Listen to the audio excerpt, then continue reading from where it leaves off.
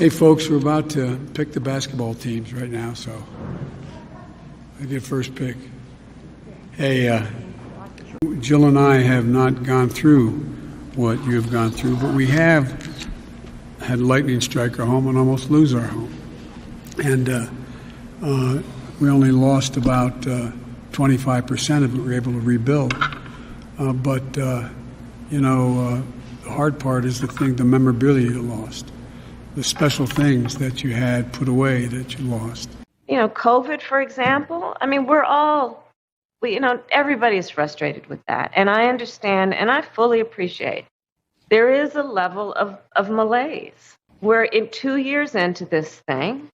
And this year, Madam Vice President, has not been an easy one for you. There have been a rash of stories about dissension inside your office, inside the White House, about questions about your role. What would you say you've learned over this year? Well, one of the things I've learned is to get out of D.C.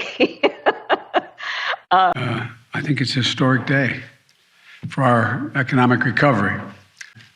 The sharpest one-year drop in unemployment in United States history. Yes, correspondent John Harwood. Roman, some wow and some huh. Yeah, 199,000 net new jobs added in the month of December, and that is the slowest job growth of the year. The stock market, the last guy's measure of everything, is about 20% higher than it was when my predecessor was there. It has hit record after record after record on my watch. As we speak right now, 350,000 kids, school kids in Chicago, remain out of school. Most are Black, Hispanic, and are poor. This administration has called for equity in education. So who does the Biden administration blame for failing these young kids? He would like to see schools open. He believes that not having them open, as you've touched on, impacts the mental health. We know that learning gaps is something that we are seriously at risk of at this point in time, and that's why we'll continue to call for schools to open. Will he get directly involved at a certain point? How many days have to go by before he jumps in? Well, we are in regular touch with teachers, school administrators, labor leaders across the country. And then on Build Back Better, CNBC and Change Research conducted a poll in late December asking various demographics about some of the legislation that's been proposed, the state of the economy. Pure Independents, the group of voters that secured the election for President Biden, they give the president a D across the board on economic issues, and only 30% say that Build Back Better will grow the economy and create jobs. What is your own internal polling telling you about whether independents want Build Back Better and whether you should recalibrate for a different set of policy proposals? Well, without getting into internal polling, I will tell you that Build Back Better, as you know, hasn't passed yet. And we are working to get it passed. And what we see in a lot of polling is that people like the components of the bill, but they don't know exactly what's in Build Back Better and what it means. And it's always easier to sell a package to the public once it's passed. Cases are rising across the country. Tests are hard to come by in many places, or there's long lines for them. Schools are closing again or having to go virtual. There is a sense among many that the country has lost control of the virus. Would the White House agree with that? We would not. Now I hear Republicans say today that my talking about this strong record shows that I don't understand. I don't understand. A lot of people are still suffering, they say. Well, they are.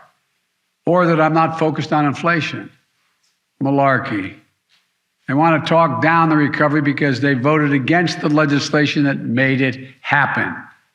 I refuse to let them stand in the way of this recovery. And now my focus is on keeping this recovery strong and durable, notwithstanding Republican obstructionism. Because, I know that even as jobs and families' incomes have recovered, families are still feeling the pinch of prices and cost. There's been a lot of press coverage about people quitting their jobs. Well, today's report tells you why. Americans are moving up to better jobs, with better pay, with better benefits. That's why they're quitting their jobs. This isn't about workers walking away and refusing to work. It's about workers able to take a step up to provide for themselves and their families. 199,000, another big miss here. November revised up to just 249 from 210,000. Private sector jobs were 211, so it looks like we might have lost some government jobs there. From day one, my economic agenda has been different. It's been about taking a fundamentally new approach to our economy, one that sees the prosperity of working families as a solution, not the problem. That was a big miss. How do you respond to that? Well, every month I'm on the TV, and the pundits or the experts always have a bigger number. But don't take my word for it. Just look at the results, historical results. Nobody making more than $400,000 a year, less than $400,000 a year, will pay a penny more in federal taxes. Manhattan District Attorney has ordered prosecutors to stop seeking prison sentences for certain crimes. Does that give the wrong message? Does this in any way undermine the Biden administration's efforts through the DOJ and federal law enforcement partners to crack down on crimes like retail theft? I have not spoken, obviously, with our legal team or, of course, the Department of Justice about this particular issue. I can see if there's more we can add. I don't have all the details. Go ahead. The president characterized the January 6th attack as an armed insurrection, and of course he blamed former President Trump for inciting the insurrection. No one has been charged for insurrection, which is a specific crime. Does the president want the Justice Department to press charges of insurrection against Trump or anyone else? The president wants the Justice Department and the Attorney General to act independently. I mean, he did characterize the attack today as a specific kind of crime. That is his view. He was not making a judgment about or a direction of what the Justice Department should do or how they should behave or act, and I don't think that the Justice Department or the Attorney General sees that he did either. There's a lot of reason to be hopeful in 2020. And she was saying, do you realize it's over $5 for a pound of hamburger meat? $5? Well, this is partly, the pound of beef today costs $5 compared to less than $4 before the pandemic. And I want to say a word about where our economy stands today. We're entering 2022 in a position of a unique economic strength. I think that they are doing a good job in terms of getting the tests out. I've asked that more tests be coming to New York. They've sent them there. But I think the Biden administration is doing a good job on testing.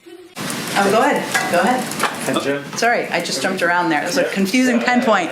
Go ahead. Since the president didn't take questions from us either today or yesterday, can you tell us whether he... Morning news. Does the White House have a reaction to Senator Cruz saying President Biden may be impeached if the Republicans take back the House next year, specifically for the border policies? Well, our reaction is maybe Senator Cruz can work with us on getting something done on comprehensive immigration reform and putting in place measures that will help to the border instead of name-calling, accusation-calling, and making predictions of the future. They could have moved forward. More of these could have moved forward. Many of our nominees have received overwhelming support and majorities from Democrats and Republicans.